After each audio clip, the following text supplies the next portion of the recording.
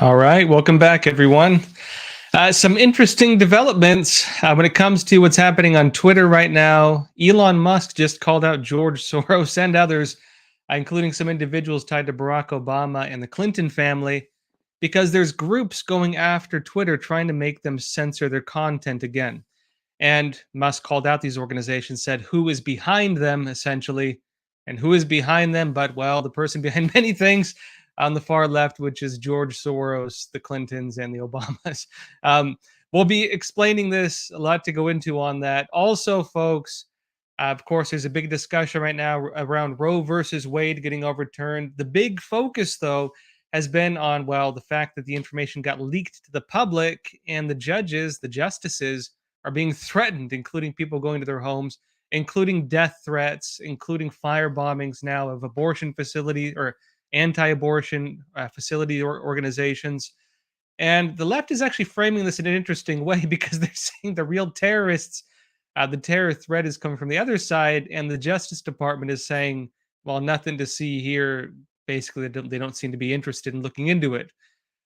This is very interesting, especially because, as we saw, the opposite was true when it came to them, well, going for the other side of the political spectrum. When it came to people, for example, let's say, what was the word? Inhibiting or inhibiting an official proceeding, something like that. Things that damage the normal functioning of our government, like, for example, the narrative they used for January 6th, or even for that matter, parents, protesting at these teacher meetings. You're seeing the narratives flip, and suddenly, as well, you might remember recent justice appointee saying that she didn't know what a woman was because she's not a biologist. Suddenly, folks, everybody knows what a woman is, and even the Google search engines are changing their definition of trans women. Trans women. Um, because previously they said that, well, men can get pregnant. This was one of the things they said. Now they've changed the algorithm, changed the narrative, and if you look on Google, it says no, men cannot get pregnant, which I think most of us knew, but they're admitting it now. It's interesting. It's an interesting case study of how the narrative and even the definitions within language flip suddenly when it serves a political interest. I'll be showing you some example. This will be going over it. Also, folks, we're going to go over some of the issues of, well, infant organ harvesting, which does tie into medical research, including, for example, the humanized mice that the NIH was using to do research for things such as the virus that is believed to be at least tied to COVID-19. We'll go into it, folks, be discussing, and that's it. Good to see you all here. Quick reminder, those of you watching on YouTube and Rumble, we will be, again, we're doing an hour and a half show today. First 20 minutes ish we'll do on all platforms. After that, we'll jump exclusively to Epic TV. That lets us talk about a lot of things we cannot talk about on YouTube in particular. And also, frankly, we've been censored so bad on YouTube that, we wouldn't even have a show if I stayed there. So, folks, again, there's a lot we can talk about on Epic TV that we cannot talk about on YouTube. A lot of stuff that, frankly, they'll either give us a strike for. If you get 3 strikes, they delete your channel, or they'll just it's already demonetized, or they'll just suppress it and so on. So the new uncensored platform is Epic TV. And I mentioned before that it's the 1-year anniversary of Epic TV. We're now giving a 50% off deal for the whole year. Be sure to get it. It's in the description below. So be sure to sign up. We'll see you over on Epic TV after the 20-minute mark. All right, that said, let's jump into the first story for the night. I want to talk about Musk and Soros, folks. Let me show you this. This is Daily Mail. It says, revealed, George Soros. Who is the man behind the curtain? George Soros, Clinton, and Obama staffers and the European governments are behind anti-Musk campaign to force corporations to boycott Twitter after Elon demanded to know who funds these organizations. Now, presumably, Musk might have already known who funded these organizations, but him calling them out, it revealed the hidden hand. Of course, they work through these, mediums of these nonprofit organizations, these NGOs. Let me read to you a bit of what it says. It says, some of the most high-profile liberal figures have joined together to encourage advertisers to boycott Twitter if Elon Musk brings in his promised policy of unfettered free speech. 26 NGOs and advocacy groups signed a letter expressing concern about the world's richest man's plan. Musk himself responded to George Soros is also one of the world's richest men, I'll remind you folks.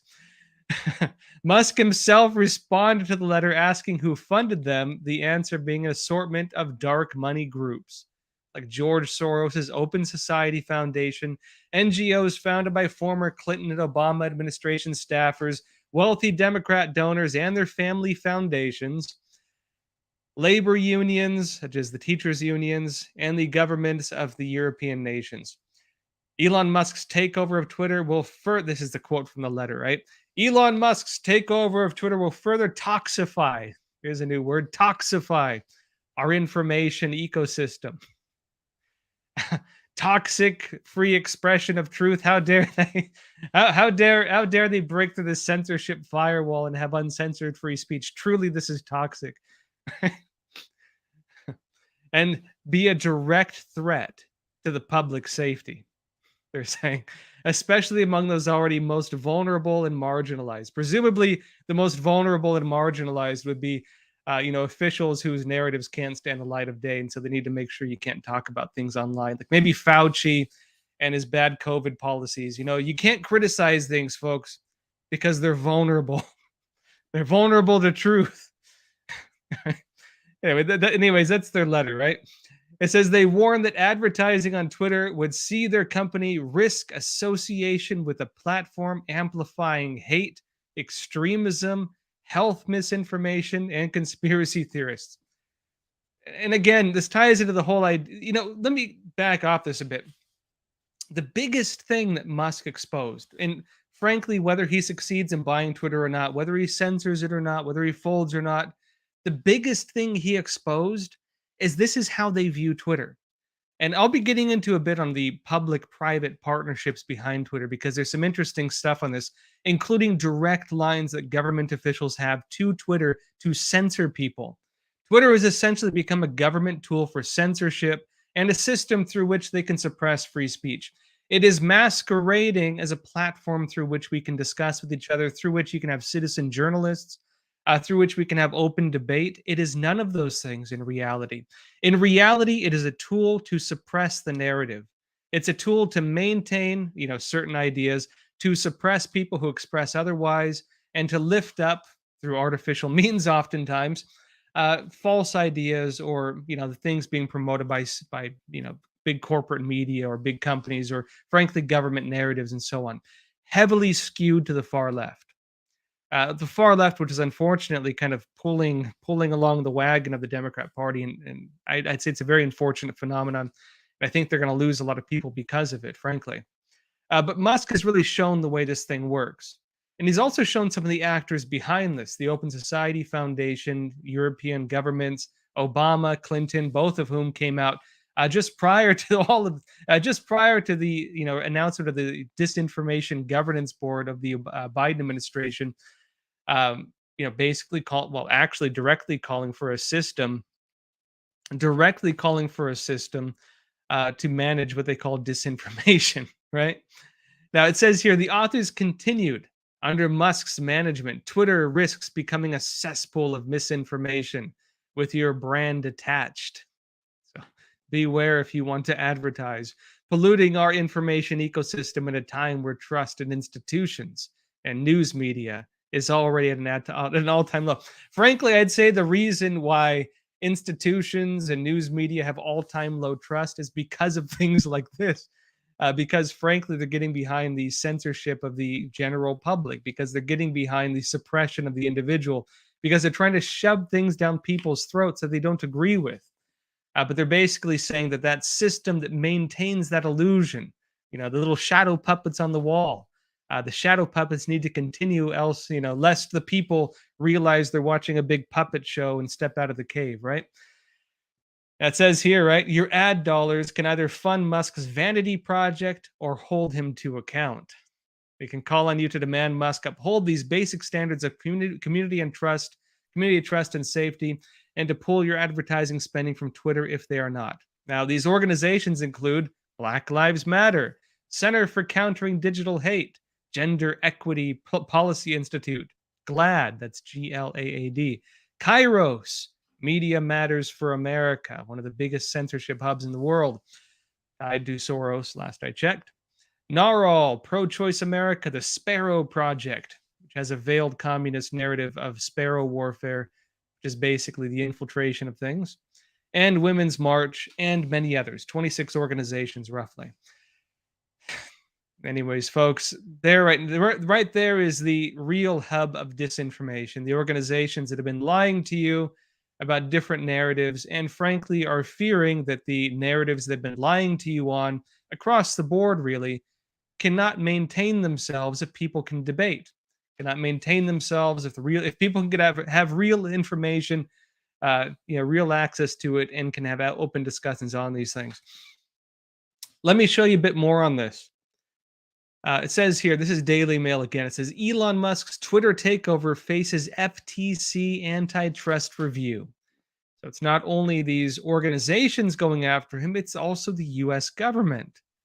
After a left-wing group that used to employ the agency's chair claimed the deal poses an immediate threat to American democracy.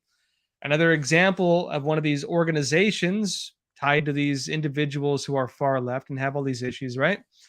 And I'll get into some of the financial things with Twitter because Musk actually, the model he's building probably won't need this anyways in terms of the advertising. But let me explain to you this FTC thing. It says here the U.S. Federal Trade Commission is reportedly, according to media reports, reviewing Elon Musk's $44 billion Twitter buyout for potential antitrust concerns. The FTC now has 30 days to consider the deal and decide whether to issue a second request to probe the matter further. Although most experts believe there are no antitrust concerns that could block the takeover, according to Bloomberg. In other words, if they do block it, it's purely political, but also the blocking of itself. Sometimes they say the investigation itself is the punishment, right? Says, however, anti-monopoly expert activist groups like Open Markets Initiative also tie to these, frankly, exact same organization, this same pool of organizations, right? They try to frame themselves as basically, being non-biased, non-objective organizations. Folks, they're part of the same pool of organizations, tied to the same interests, tied to all the same individuals, right? And they're, of course, saying that actually there are anti-monopoly issues going on here that they have to face. And again, where Democrat FTC chair, the chair of the FTC right now, Lena Khan, used to work. No conflict of interest here, right? The head of the FTC right now, the U.S. Federal Trade Commission, used to work for the advocacy activist organization that is the one claiming there's a monopoly issue, and then this individual, formerly with that organization, goes and launches an FTC investigation. Now, they're saying the group argued that Musk's ownership of the Starlink satellite internet already gives him control over a key communication platform. Starlink's not really, that widely spread just yet. And his purchase of Twitter would be a dangerous concentration of power. All right, let me go into this a bit more. First, though, folks, well, frankly, we are demonetized ourselves because actually some of these same organizations went after us previously. For example, Media Matters, I've been told, had a hand in getting Crossroads censored. Was my internet lagging? Oh, sorry, folks. The video is freezing up. I do apologize for that. Let me go into this a bit more. Now, first, folks, again, we are demonetized, but tonight's episode is brought to you by Secure. Over 155 million Americans are affected by data leaks in 2020. The average American had their personal data stolen about 4 times over the year. People get anxious because they can't protect their online data and activity. But now there's a new email and messenger application called Secure. That's Secur. They can give privacy and security for sending emails and messages. Secure's server and data center are hosted in Switzerland, and that's important because Switzerland has the strictest data privacy laws in the world. Secure is also the only private and secure email and messaging app that does not rely on big tech companies like Amazon, Google, or Microsoft, becoming increasingly important, which also means it's not subject to the Intrusive Cloud Act. Folks, if you're interested in Secure, it's $5 for the messenger or $10 for the email and messenger package. You can visit secure.com today for a free 7-day trial or use the promo code Joshua to get 25% off. And big things out to Secure for sponsoring tonight's episode. I'm getting some people saying that we're freezing up a bit. Let me plug my Ethernet cable in real quick.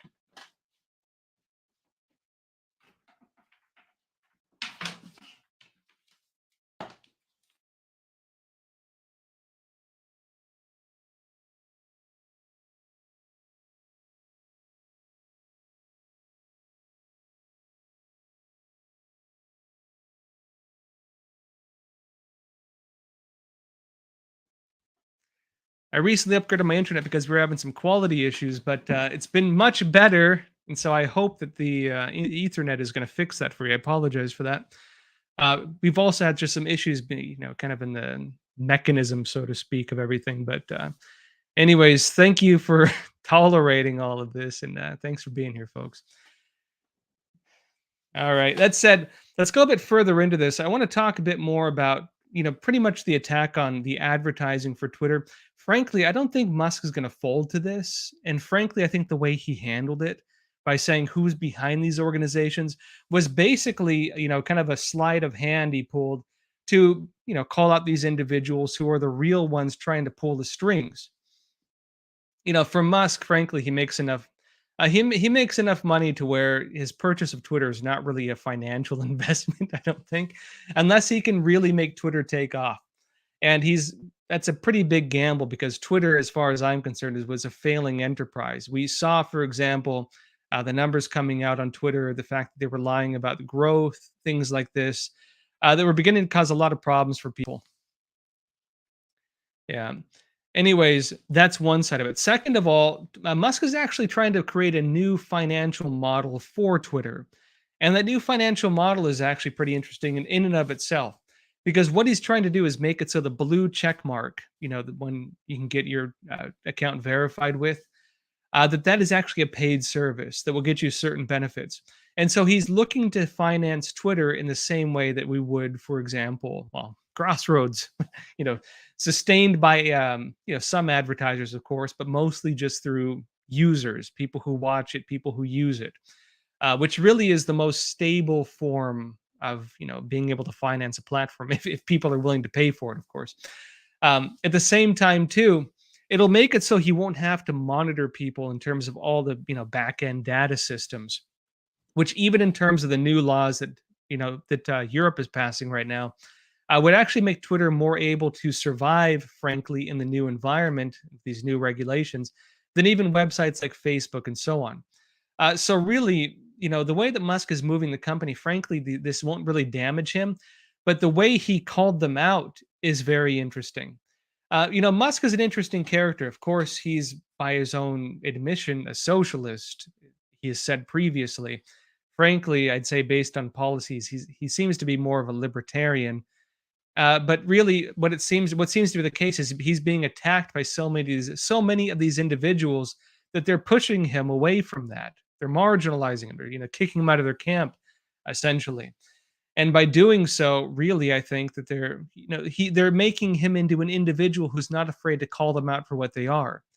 You kind of saw the same thing happen to Trump. Remember, Trump used to be a Democrat, right? He used to be a Democrat, folks. And of course, he switched camps. But you've seen this happen before, right? Similar issue, I think. And frankly, I don't think these attacks on Musk are going to stop him. Even the attempts through the FTC, very likely they're going to have an impact, really. Because again, they don't really have a case for it. And even if they do take action, it's going to be seen more as like, frankly, government bias in that case. And he'd be able to challenge it. But again, the investigation is often the punishment. And that does seem to be the case of what they're doing right now. And as well, remember that Netflix, Disney, a lot of these different services are on a free fall right now. You look at the numbers on Netflix; they had like a 60% drop of their on their stocks. They're taking a free fall right now. Even Amazon is taking a free fall right now. Now, speaking of all of this, and after this, we'll jump over to Epic TV. But speaking of all of this, why might they be interested in going after Elon Musk, and why do they care so much? All these organizations, Soros, Open Society Foundation, Media Matters, these Obama and Clinton, proxies basically. Why do they care so much about trying to make sure that people cannot have open discussions? Why do they want so badly to make sure we can't openly debate? Why do they want to make it so that you can't publish, certain website links on YouTube or on Twitter in this case, or other things, right? Well, first of all, it's to maintain the media narrative. But second of all, folks, it's because this ties into clear government interests. And let me show you something on this. Right here is Washington Examiner. It says this: Missouri and Louisiana attorneys general accuse Biden of colluding with big tech. And maybe this is why they're so crazy right now over Twitter. And let me explain. It says the Republican attorneys general of Missouri and Louisiana accused President Joe Biden and other top government officials in a lawsuit Thursday of colluding with social media giants such as Facebook, Twitter, and YouTube to censor and suppress free speech under the guise of combating dangerous misinformation. Maybe that's why, folks, is because, frankly, they're using the guise of dangerous misinformation as a way to justify government censorship through the medium of private business. And they're worried that if Musk takes over Twitter in this case, then that system of government power through which they can violate the First Amendment of the US Constitution by proxy, because it's a public private partnership, right? Using a business to do things they cannot legally do, even then questionably legal. If they lose that, frankly, they lose that ability. And if they lose that ability, well, I'll tell you right now, there's probably a reason they have it in place. Now, a bit further in, it says this: the lawsuit claims that Biden and his supporters during the 2020 election campaign and now in office have directly worked with executives and employees of big tech companies to censor content related to controversial political debates over the past 2 years. Remember, folks, we are a constitutional republic with an elected system, and that depends on the ability of free citizens to have open debate. That depends on an educated republic making educated decisions, an informed republic, right? Now it says this, according to the lawsuit: we allege that government officials in the Biden administration, including President Biden, Press Secretary Jen Psaki, former now, Dr. Anthony Fauci, Surgeon General Vivek Murthy, and others, colluded with social media companies like Meta, aka Facebook, Twitter, and YouTube to remove truthful information, things that were true, remove it, related to, for example, the lab leak theory of COVID-19, the efficacy of masks. Fauci himself previously said they're not effective when it comes to viruses, and then changed his narrative politically, we assume. Election integrity, aka election fraud, which is coming out fully right now, and more. Missouri Attorney General Eric Schmidt said in a press release, and he added, I will not stand idly by while the Biden administration attempts to trample on the First Amendment rights of Missourians and Americans. And maybe that's why they're so desperate to make sure they can censor Twitter, because this public private partnership through which they can suppress real information, right? Through which they can suppress real information for political goals, to support a political narrative, which is false in many cases, right? They're the ones peddling disinformation, and they are censoring real information to protect their disinformation while claiming that you are the one spreading disinformation. It's like someone punching you while saying, stop punching me. And that is the way their whole narrative works. That's the way all of their narratives work. They accuse others of what they themselves are doing. They are the ones spreading misinformation when it comes to election fraud, when it comes to the virus and the origin of the virus, when it comes to the efficacy of masks, when it comes to the medical malpractice, which it should be called, around the COVID-19 vaccines. The Johnson & Johnson vaccine has now been restricted because it's causing blood clots. People who are calling it the clot shot, dark humor jokingly previously, got censored for saying that. Turns out it is the clot shot.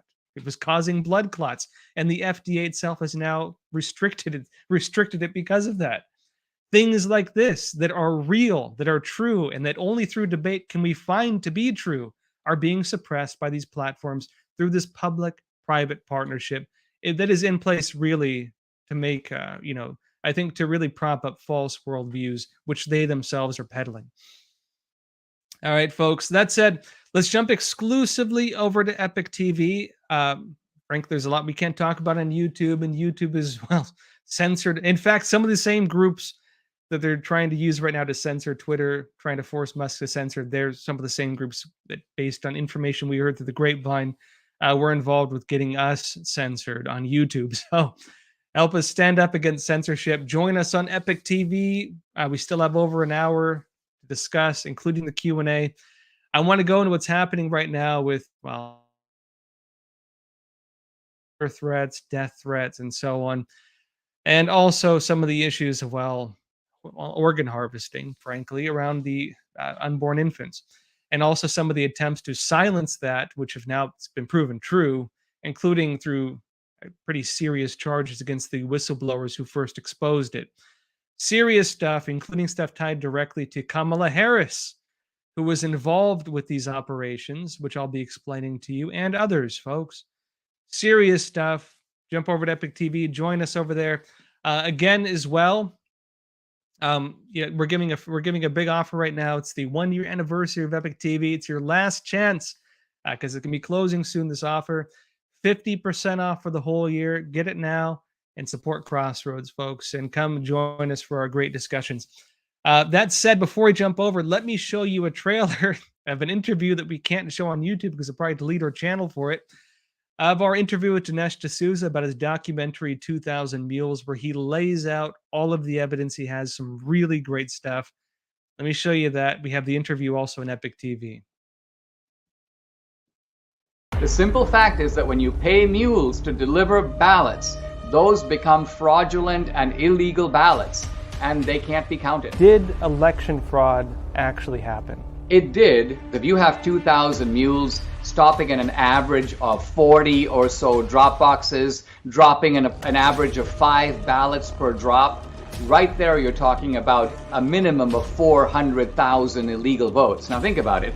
Georgia was decided by 12,000 votes, Arizona about 11,000, but in Pennsylvania there were 1,100 mules stopping at close to 50 drop boxes apiece. So you just do the math, you're going to come up with 250,000 or so illegal votes in Pennsylvania. We're talking about very significant fraud, and fraud that if you subtract the fraud from the Biden column, you begin to see Biden states moving into the Trump camp.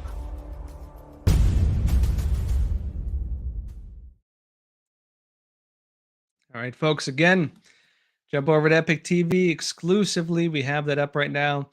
Again, don't be sure not to miss it. And that said as well, if you're on YouTube, if you're on Rumble, jump over, come join us now. We'll also give you a free, again, 14-day free trial if you're not interested in subscribing just yet. Get that now. Come and join us. Great discussions, folks. See you there. Give me one sec. I don't know why I'm getting some reports that we're lagging. I just checked my internet. I'm getting like 761 Mbps download and 29 Mbps upload. So there's no reason we should be lagging. I don't know why we're